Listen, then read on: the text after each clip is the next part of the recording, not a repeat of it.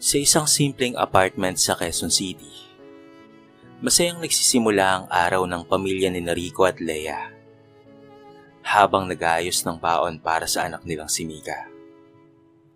Maagang gumising si Rico upang siguraduhin na handa na ang lahat. Nakaayos na ang uniforme ni Mika at nakaprepare na ang lunchbox. At nagkakape na si Leia habang binabasa ang mga email sa kanyang cellphone. Han, ingat ka sa biyahe ha. Mukhang ulan mamaya. Paalala ni Rico habang isinusukbit ni Leia ang kanyang shoulder bag. Oo, salamat. Tipid na sagot ni Leia na hindi man lamang lumingon. Hindi ito kaagad napansin ni Rico. Sanay na siya sa pagiging abala ni Leia sa trabaho. Simula pa lamang ng kanilang pagsasama, ay bukal na sa loob ni Rico ang pananatili sa bahay upang alagaan si Mika. Sa kanyang paningin, sapat na ang pagmamahalan at pagkakaisa nilang mag-anak. Pagka-uwi mula sa paghatid kay Mika sa paaralan, agad siyang naglinis ng bahay, naglaba at nagluto ng tanghalian. Sa pagitan ng gawain, binubuksan niya ang kanyang laptop. Doon siya natututo ng mga basic design skills.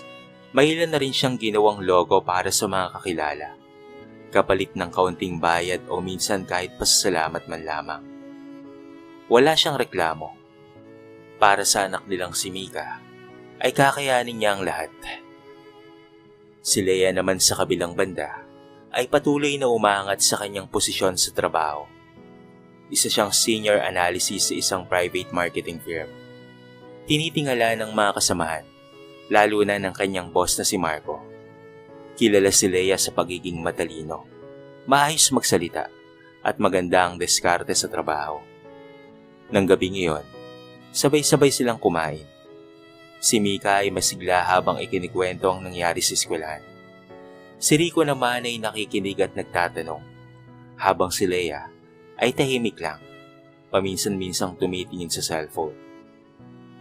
Pagkatapos ng hapunan, habang pinapalikuan ni Rico si Mika, nanatiling abala si Leia sa isang group chat sa trabaho. Late meeting raw bukas, sabi niya kay Rico. Ako na magdadala ng presentation. Ang sipag mo talaga, mahal. Nakakabilib ka. Nakangiting sagot naman ni Rico. Ngunit sa loob ni Leia, ay unti-unting bumabalot na pangungulila. Hindi dahil sa kulang si Rico bilang asawa, kung hindi dahil tila siya na lamang ang patuloy na umaambag para si kakabuhay ng pamilya. Tahimik lang niya itong iniisip, ngunit sa bawat araw, lumalalim ang kanyang pagdududa sa kakayahan ni Rico na magtaguyod ng kinabukasan nila. Hindi niya pa alam noon na ang munting pagdududang iyon ang siyang magiging simula ng mas malaking pagbabago sa kanilang buhay. Lumipas ang mga buwan. Sa panlabas ay wala namang nagbago sa takbo ng araw-araw ni Leia at Rico. Ngunit sa puso ng babae, may unti-unting nangyayaring hindi niya may paliwanag. Isang pagod na hindi man lamang sa katawan, kung hindi sa damdamin. Tuwing Lunes hanggang Biyernes, si Leia ang unang gumigising para maghanda sa opisina. Araw-araw siyang nakikipagsabayan sa trapiko, tumatanggap ng pressure sa trabaho, at nagdadala ng bigat ng inaasahang promotion. Sa bahay naman, si Rico ay nananatiling masipag na ama, maayos ang bahay, at malinis sa anak, at laging may mainit na pagkain. Pero sa kabila ng lahat ng iyon, pakaramdam ni Leia ay siya na lamang ang lumalaban para sa kanilang kinabukasan. Habang ang iba niyang mga kaopisina ay may mga asawang propesyonal, negosyante, o mga lalaking maabilidad, si Rico ay tila kontento na sa pag-aalaga ng anak at paminsan-minsang pagdidesign ng project sa laptop. Hindi ka ba niingkit sa iba mong kabatchmate? Tanong ni Leia isang gabi habang sila ay kumakain. Napakunot noo si Rico. Sa anong bagay? Yung may mga sarili na silang negosyo, may kotse, at nakapagtayo na ng bahay. Ngumiti lamang si Rico. Darating rin tayo dyan. Hindi naman tayo nagmamadali, hindi ba? Hindi sumagot si Leia. Sapagkat sa totoo lang, para sa kanya ay kulang na ang mga salitang tiyaga at hintay. Gusto niyang maramdaman na may kasangga siya sa pag-abot ng pangarap. Hindi lang tagapag-alaga ng bata. Sa opisina, mas lumalim ang relasyon nila ng kanyang boss na si Marco. Si Marco ay isang matikas na lalaki. Magaling magsalita, mabilis magdesisyon, at marunong pumuri. Sa mga meeting, palagi niyang binibigyan ng pansin ang mga ideya ni Leia. "You are sharp, Leia. You're the only one here who gets the vision." Ani Marco sa kanya nang minsang natapos ang presentation. Simula noon, mas madalas na silang magka-chat kahit 10 oras ng gabi. Naging mas personal ang mga usapan, kamustahan, kwentuhan ng problema sa buhay, at kalaunan ay palitan na rin ang mga damdaming dapat sana hindi umiiral. "Deserve mo ng masigit, Leia," bulong ni Marco, isang gabi habang sila'y sabay na lumabas ng opisina. Sa isang sandali ng kahinaan, nadama ni Leia ang init ng pansin at pag-aalaga na matagal na niyang hinahanap. Nagtagpo ang kanilang mga mata at alam na nilang pareho na hindi ito basta paghanga. May umuusbong na damdamin na mas malalim pa. Habang si Rico naman ay payapang natutulog sa kanilang bahay katabi ang kanilang anak na si Mika, si Leia naman ay papalapit na sa isang desisyong magpapabago sa direksyon ng kanilang pamilya. Sa mga sumunod na linggo, tuluyang nadarang si Leia sa init ng ugnayan nila ni Marco. Sa unay palihim na kape, kasunod ay overtime na silang dalawa lamang. Hanggang sa humantong sa isang gabing hindi na nila binalikan ang dati nilang linya. Isang pagkakamaling hindi na maaaring itama. "Hindi ko na kayang itago pa," bulong ni Leia habang nakahilig sa balikat ni Marco sa loob ng kotse. Hindi mo kailangang magsinungaling. Kung hindi ka masaya, bakit mo patitiisin?" Sagot ni Marco. Mahigpit ang hawak sa kanyang kamay. Sa bahay, si Rico ay tila bulag sa mga nangyayari. Patuloy siyang nagsusumikap bilang ama at palihim na inaaral ang graphic design sa YouTube at pati na rin sa mga online course. Sa katunayan ay nakakuha siya ng ilang freelance clients mula sa social media. At maliit ang kita, pero sapat para madagdagan ang budget sa bahay at makabili ng kaunting laruan para kay Mika. Isang gabi habang nililigpit ni Rico ang mga kalat sa sala, napansin niyang naiwan ni Leia ang cellphone nito. Wala siyang balak na makialam. Hindi niya ugali ang bagay na yon. Hindi niya ugali ang manghimasok. Pero isang abiso sa screen ang lumabas. "Great night, babe. You're amazing. Marco." Meron pang logo ng puso sa message na yon. Kaya naman napansin ito ni Rico. Lanlaki ang mga mata ni Rico. Sa unang pagkakataon sa buhay niya, naramdaman niya ang biglaang lamig sa dibdib. Isang pakiramdam ng pagtataksil, pagkagulat, at pagkadurog ng tiwala. Hindi niya kaagad hinarap si Leia. Gusto niyang makasigurado. Sa mga sumunod na araw, ay sinubaybayan niya ang mga kilos ni Leia. Madalas na pag-overtime. Mga palusot na meeting at panlalamig sa kanya bilang asawa. Isang gabi, sinundan niya ito hanggang sa isang hotel. Doon ay tuluyang gumuho ang lahat ng kanyang duda. Totoo ang mga ito at kitang-kita ng dalawa niyang mga mata. Pag-uwi ni Leia, tahimik lamang si Rico. Wala siyang sinabing masakit. Tinignan lang niya ito at mahinaong sinabi, "Alam ko na, Leia." Hindi nakasagot si Leia. Tuluyan siyang napaupo. Napahiyak siya, pero hindi dahil sa pagsisisi. Kung hindi dahil alam niyang tapos na ang lahat sa kanila, hindi na ito may tatangki. "Ayos lang kung ako lang ang nasaktan," sabi ni Rico habang hinahaplos ang natutulog nilang anak. "Pero si Mika, hindi siya karapat-dapat sa ganitong gulo." Nagpa siya si Rico na umalis kinabukasan. Dinala niya si Mika sa bahay ng kanyang kapatid sa Bulacan. Doon sila maninirahan pansamantala habang inaayos niya ang lahat. Iniwan niya si Leia ng isang liham. Walang panunumbat, walang kahit na isang mura, kung hindi isang payak na salitang, "Salamat at paalam." Sa pag-alis ni Rico, doon niya sinimula ng panibagong yugto ng kanyang buhay. Malayo sa sakit, ngunit puno ng determinasyong bumangon. Bitbit niya si Mika, ang kanyang inspirasyon at ang sugatang puso na nais na muling buuin. Samantala si Leia naman ay naiwan sa isang bahay na tahimik, malamig at punong-puno ng tanong kung bakit hindi niya pinahalagahan ng isang lalaking kailanman ay hindi siya iniwan. Makalipas ang ilang araw mula nang umalis si Rico at Mika, tila biglang natigil ang mundo ni Leia. Walang ingay ng bata sa umaga, walang tawanan sa hapunan, at higit sa lahat, wala na ang katahimikang dala ng presensya ni Rico. Ang bahay ay nanatiling malinis. Oo, pero malamig at walang buhay. Sa opisina, patuloy pa rin ang relasyon nila ni Marco. Ngunit tila may nabago. Hindi na ito kasing init ng dati. Mas madalas ay patungkol na lamang sa trabaho ang usapan nila. Si Marco ay abala sa pagpapalago ng kumpanya, habang si Leia naman ay patuloy na gumagawa ng mga presentasyon na parang wala ng saysay.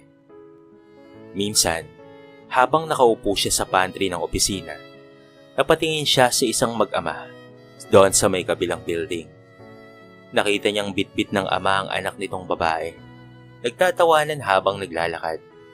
Bigla siyang napaluha dahil doon. Naalala niya si Mika, ang matamis ng ngiti nito tuwing sinusundo siya ni Rico sa paaralan, at ang mahigpit na yakap sa tuwing magkakasama silang tatlo sa sofa habang nanonood ng pelikula. Sinubukan niyang tawagan si Rico. 1 beses, 2, hanggang sa umabot ng 10. Ngunit wala ni isang sagot. Pinuntahan niya rin ang bahay ng kapatid ni Rico. Ngunit ayon sa mga ito, umalis na raw at lumipat ng ibang lugar, doon sa bandang Laguna. Hindi na nga sinabi kung saan ang eksaktong address. Dito naramdaman ni Leia ang tunay na epekto ng kanyang mga desisyon. Sa paghabol niya sa pansamantalang ligaya, sinakripisyo niya ang kanyang pamilya na buong-buo at mapagmahal. Ang lalaking hindi man marangya, pero puno naman ng pangarap at malasakit. At ang anak na ngayon ay wala na sa kanyang piling. Samantala si Rico naman ay nagsimulang magbagong buhay. Sa tulong ng isang kaibigang freelancer, napasok niya ang isang malaking online platform para sa mga graphic designer. Sa unay hirap siya. Kulang sa gamit, kulang sa kaalaman, at halos walang kliyente. Pero sa bawat gabi ng pagpupuyat habang katabi ang natutulog na si Mika, mas lalong tumitibay ang kanyang determinasyon. Ginawa niyang inspirasyon ang sakit ng pagtataksil sa kanya, hindi para gumanti, kung hindi para patunayan na kaya niyang itaguyod ang kanyang anak ng mag-isa. Unti-unting dumami ang kanyang kliyente. Gumagawa siya ng mga company logos, marketing materials, at social media graphics para sa maliliit na negosyo. Isang araw, nakatanggap siya ng malaking proyekto mula sa isang kumpanya sa Singapore. Nagtiwala ang kliyente sa kanyang gawa, at doon siya nagsimulang umasenso. Nakabili siya ng bagong laptop at nakalipat sa maayos na apartment sa Laguna. Hindi lang yon, napa-enroll pa sa magandang paaralan si Mika. Habang si Leia ay patuloy na nabubuhay sa ilusyon ng pag-ibig sa piling ni Marco, si Rico naman ay muling binubuo ang kanyang sarili. Isa-isang tinatahi ang mga punit na pangarap para sa anak. Ngunit hindi alam ni Leia na si Marco ay may mas mabigat na dahilan sa kanyang pagmamahal, at iyon ay unti-unti na ring mabubunyag. Lumipas ang mga buwan, at habang si Rico ay patuloy na umangat sa kanyang bagong buhay, si Leia naman ay unti-unting nararamdaman ang bigat ng kanyang mga pinili. Sa una akala niya ay matagumpay siyang nakahanap ng bagong simula sa piling ni Marco. Ngunit kalaunan, napansin niyang nagbago ang ihip ng hangin. Hindi na siya sinasama ni Marco sa mga importanteng mga meetings. Ang dating malapit na ugnayan nila sa opisina, tila unti-unti nang lumalayo. At higit sa lahat, lumalabo na ang pangakong promosyon at pag-angat na dati ay bukang bibig ni Marco tuwing gabi nilang pagsasama. Isang hapon, habang papasok sa opisina, nahuli ni Leia ang ilang katrabaho na pabulong na nagtatawanan habang nakatingin sa kanya. Nagduda siya, at nang minsang hindi siya kasama sa isang client meeting na siya mismo ang naghanda, nagtanong siya kay Marco, Marco, bakit hindi ako sinama? I've been working on that project for weeks. Leia, don't be emotional. Malamig na sagot ni Marco. You're still part of the team. Doon na siya nakaramdam ng kakaiba. Kaya't nagsimula na siyang mag-usisa. Nang dumating ang sweldo, laking gulat na lamang niya na hindi nakasama ang dati niyang incentive. Paghingi naman niya ng paliwanag, sinabihan siyang i-review daw muna ang kanyang performance. At isang gabi, nagpakalakas loob siyang puntahan si Marco sa kondo nito upang harapin ang lahat. Ano ba talaga tayo, Marco?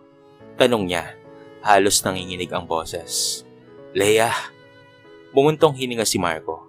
Magaling ka, matalino, pero let's be honest, hindi kita minahal. I needed you sa kumpanya.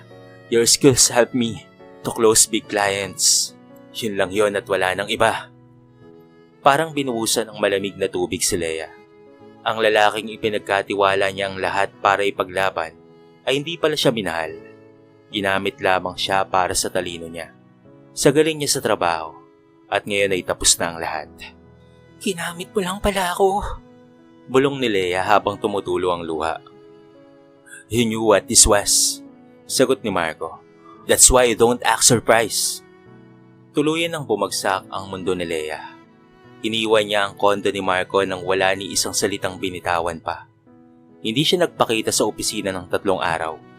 Hindi siya makakain, ni hindi siya makatulog. Ang dating inaakala niyang tagumpay ay isa lamang palang malaking pagkakamali. Sa gitna ng katahimikan sa kanyang inuupahang unit, niyakap niya ang lumang larawan nila Rico at Mika. Doon niya unang naramdaman ang totoong pangungulila. Hindi sa karangyaan, hindi sa promosyon, kung hindi sa pagmamahal na tunay at tapat, na isinantabi niya dahil sa sariling ambisyon. At sa kanyang puso, alam niya na hindi na siya kayang balikan pa ni Rico. Habang si Leia ay unti-unting nalulugmok sa kanyang mga maling desisyon, si Rico naman ay mas lalong lumalakas sa tumitibay. Ang dating lalaking tahimik lamang sa bahay, ngayon ay isa ng respetadong freelance graphic designer na may sariling online studio. Ito ay ang Mika's Designs. Ipinangalan niya sa kanyang anak. Sa bagong apartment nila sa Laguna, masaya ang buhay ni Rico at Mika. Simple pero puno ng pagmamahalan at pagkalinga. Maayos na ang takbo ng kanilang araw. Sinasabay ni Rico ang paggawa ng design project habang si Mika naman ay nag-aaral. Tuwing gabi, nagkikwentuhan sila at hindi nawawala ang dasal bago matulog. Papa, ikaw na ang pinakamagaling na papa sa buong mundo. Ani Mika habang yakap-yakap siya isang gabi. Ngunit sa Rico, basta para sa iyo anak, gagawin ni Papa ang lahat ha. Mahal na mahal kita anak. Sa mga natanggap niyang proyekto, nakapag-ipon siya para sa sariling desktop setup at nakabili ng sasakyan. Nagsimula na rin siyang tumanggap ng interns at nagturo ng mga basic designs techniques online. Mabilis kumalat ang balita patungkol sa galing niya at ilang kumpanya na rin ang gustong kunin siya. Kunin bilang isang design consultant. Ngunit higit sa tagumpay sa trabaho, ang pinakamahalaga para kay Rico ay ang lumalalim nilang relasyon ng kanyang anak na si Mika. Madalas silang mag-bike tuwing weekend, nagluluto ng spaghetti tuwing linggo, at nanonood ng cartoons tuwing gabi. Hindi niya kailanman ipinaramdam sa anak ang kawalan ng ina. Ngunit sinisigurado niyang lumalaki itong may tamang gabay, respeto, at pagmamahal. Isang araw, habang tumitingin siya ng email, may isang mensahe na tumambad sa kanya. From Leia Martinez. Kamusta ka na? Nakalagay sa mensahe. Napahinto si Rico. Ilang minuto siyang nakatitig sa screen. Nag-iisip kung dapat ba niya itong buksan. Pero sa huli, pinili niyang wag na lamang. Para saan pa? Para bumalik sa isang sakit na matagal na niyang tinanggap at nalampasan? Hindi siya galit, oo. Hindi rin siya naghahangad ng ganti, oo. Ngunit natutunan na niya na ang pagmamahal ay hindi sapat kung wala itong respeto at katapatan. Sa halip na sagutin ang email, inalala niya ang gabi kung kailan siya iniwan. Doon niya naisip kung gaano siya karupok noon. kung paano siya halos mabuwal sa sakit. Ngunit ngayon, isa na siyang matibay na ama, may sariling tagumpay at direksyon sa buhay. At sa bawat hapunan nilang dalawa ni Mika, palagi niyang ipinagdarasal ang isang bagay, na sana, sa kabila ng lahat ay matuto si Leia sa kanyang mga pagkakamali, hindi para muling bumalik, kung hindi para matutong bumangon muli. Dahil minsan, ang pinakamatinding tagumpay ay ang mamuhay ng payapa, masaya, at malaya mula sa mga sugat ng kahapon. Sa paglipas ng mga panahon, ramdam na ni Leia ang unti-unting pagguho ng mundo'y dating inaakalang magdadala sa kanya ng kasiyahan. Hindi na siya muling tinawagan pa ni Marco. Nang bumalik siya sa opisina matapos ang ilang araw na pagkawala, inabutan siya ng isang liham. Notice of termination. Ang dahilan, paglabag sa company ethics, lahat ay tila planado, mula sa pagsira ng kanyang reputasyon hanggang sa tuluyang pagkawala ng kanyang kabuhayan. Sa isang iglap, ang babaeng dating hinahangaan sa opisina ay naging sentro ng chismis at pangungutya. Nauwi si Leia sa paghahanap ng bagong trabaho. Ngunit saan man siya mag-apply, tila kasunod niya ang kanyang nakaraan. Ilang mga HR ang diretsahang nagsabi sa kanya, "Magaling ka nga, pero baka hindi ka fit sa values ng kumpanya." Nalugmok siya sa hiya at pati na rin sa panghihinayang. Minsang sinubukan niyang tawagan ang ina ni Rico upang makibalita sa anak, ngunit tinanggihan siya nito. "Hindi mo na kailangang manggulo, Leia." Malamig na sagot ng matandang babae. "Masaya na si Mika at pati na rin si Rico. Wala nang balak na bumalik pa sa nakaraan." Sa kabila ng matinding sakit ng rejection, sinubukan pa rin ni Leia na bumangon. Nag-apply siya sa maliit na kumpanya bilang assistant.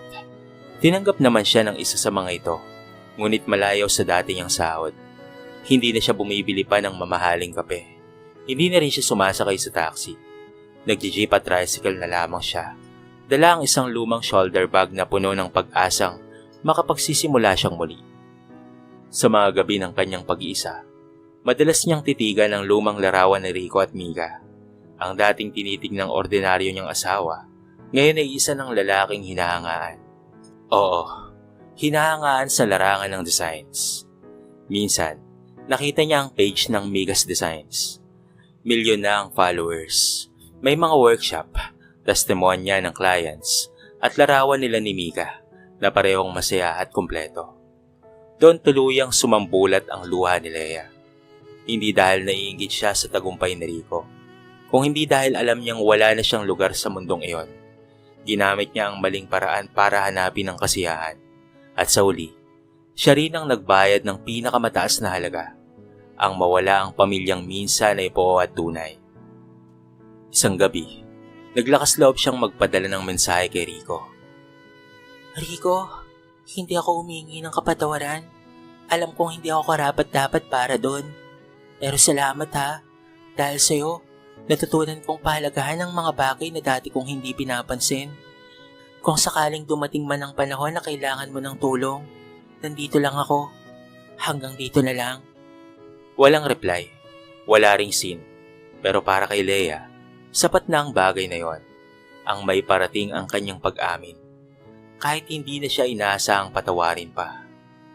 Makalipas ang isang taon, tahimik ngunit matagumpay na namumuhay sina Rico at Mika sa Laguna. Ang kanilang maliit na graphic design studio ay lumago at naging isang digital design consultancy firm. Mayroon na siyang 3 full-time designers, 2 interns, at patuloy pa ring lumalaki ang client base nila. Hindi lang sa Pilipinas, kung hindi pati na rin sa ibang bansa. Ngunit higit sa lahat, higit sa kahit anumang tagumpay, ang pinakatagumpay para kay Rico ay ang pagpapalaki sa isang anak na masiyahin, magalang, at puno ng pangarap. Si Mika ay nangunguna sa klase, aktibo sa school activities, at madalas na napipiling class representative. Lahat ng ito ay bunga ng tiyaga at pagmamahal ng isang ama na minsang itinuring na walang ambisyon. Isang Sabado ng hapon, habang nag-aayos ng mga gamit si Rico sa bagong opisina nila, nilapitan siya ni Mika at tinanong, "Papa, wala na ba talaga si Mama?" Napahinto si Rico. Tinitigan niya ang anak na ngayon ay mas mature nang magsalita. Huminga siya ng malalim. Si mama mo anak, gumawa ng maling desisyon. Pero hindi ibig sabihin nun na masama siyang tao. Nagkamali lang talaga siya anak. Tulad ng lahat ng tao ay nagkakamali. Pero importante ay matuto siya. Tahimik na tumango lamang si Mika. Miss ko lang po siya minsan. Ngumiti si Rico, bagamat may kirot sa puso. Normal lang yan anak, pero tandaan mo, mahal ka ni Papa at gagawin ko ang lahat para mapasaya ka. Samantala, si Leia ay tahimik na naninirahan sa isang maliit na apartment sa Pasig. Nagtatrabaho na siya bilang content writer sa isang maliit na agency. Hindi man marangya, pero natuto na siyang maging mapagpakumbaba. Hindi na siya naghahanap ng pansin. Hindi na rin siya naghahanap ng kapalit o ng validation. Sa isang araw ng kanyang pag-scroll sa social media, muli niyang nakita ang larawan ni Rico at Mika. Magkayakap ang mga ito sa harap ng isang bagong bukas na creative hub. Hindi na siya umiyak, hindi na siya nasaktan. Sa halip, ay ngumiti na lamang siya, sapagkat sa wakas, natanggap na rin niya ang kanyang kabiguan at itinuring itong leksyon at hindi parusa. Sa isang panibagong blog post na kanyang isinulat, ito ang naging pamagat. Minsan ang pagmamahal ay hindi pagpupumilit, kung hindi pagpapalaya. At doon, tuluyan na nga siyang nagsimulang muli. Papa, bulong ni Mika. Tayong dalawa lang po talaga, no? Ngumiti si Rico, tumingin sa langit at marahang tumango. Oo anak, tayong dalawa lang. At sapat na yon. Sa wakas, natagpuan nila ang kapayapaang hindi kailanman kayang ibigay ng yaman, posisyon o kapangyarihan. Kapayapaang bunga ng katapatan, sakripisyo at tunay na pagmamahal. Lumipas ang ilang taon at tuluyan ang huminahaw ng alon ng nakaraan. Ang mga sugat na minsan ay nagdurugo ay naging pilat na lamang. Mga paalalang minsan ay nasaktan, ngunit higit sa lahat ay natuto. Si Rico mula sa pagiging simpleng ama sa bahay ay naging huwarang negosyante at ama. Hindi siya kailanman naganap ng paghihiganti. Sa halip, pinatunayan niyang ang tunay na tagumpay ay hindi nasusukat sa yaman, kung hindi sa kakayahang panindigan ng tama at alagaan ng mahal sa buhay, kahit walang nakakakita. Si Mika naman, na lumaki sa piling ng isang ama, ay naging isang matalino at maunawing bata. Hindi niya man lubos na naranasan ang pagmamahal ng kanyang ina. Natutunan niyang patawarin at tanggapin ang mga bagay na wala sa kanyang kontrol. Isang lakas ng loob na bihira sa bata, ngunit sagana sa pusong pinalaki sa pagmamahal. At si Leia, na minsang naligaw sa landas ng ambisyon at pansariling pagnanasa, ay namuhay ng tahimik, hindi bilang talunan, kung hindi bilang isang babaeng nagkamali at buong tapang na umarap sa kanyang pagkukulang. Hindi niya na muling hinanap si Rico, ngunit sa kanyang puso, dala niya ang pangakong hindi na muling sasaktan ng sarili o kahit pa ang iba para sa pansamantalang aliw lamang. Ang buhay ay hindi palaging patas, ngunit sa dulo, ang kapalaran ay kumikiling sa mga marunong magpakumbaba, magpatawad at magmahal ng tapat. Dahil sa bawat pagkakamali, may pagkakataong bumangon. At sa bawat pusong wasak, may pag-asang muling mabubuo. Ito ang kanilang kwento, isang paalala, na minsan ang tunay na pagmamahal ay hindi pananatili, kung hindi ang pagbitaw kapag ito'y nararapat na. Dito na po nagtatapos ang ating maiksing kwento sa araw na ito. Sana po ay nagustuhan nyo. Kayo mga kabarangay, anong masasabi nyo sa ating kwento? Dapat pa bang patawarin ni Rico ang kanyang dating asawa na nagloko? Dapat pa ba niyang bigyan ng pagkakataon ng dati niyang asawa na muling makasama ang kanilang anak na nangungulila sa ina? O tama na lang na hindi na sila muling magkita pa? Ano sa tingin niyo mga kabarangay? I-comment niyo naman sa baba ang inyong mga opinyon at babasahin natin ang lahat ng yan. I-comment niyo na rin kung taga saan kayo para naman alam ko kung hanggang saan umabot ang video na ito. At kung bago ka pa lamang sa ating channel, baka naman pwedeng pakihit ang subscribe button at bell notification button para palagi kang updated sa mga bago nating upload na katulad nito. So paano mga kabarangay? Hanggang sa muli, thank you so much and peace out!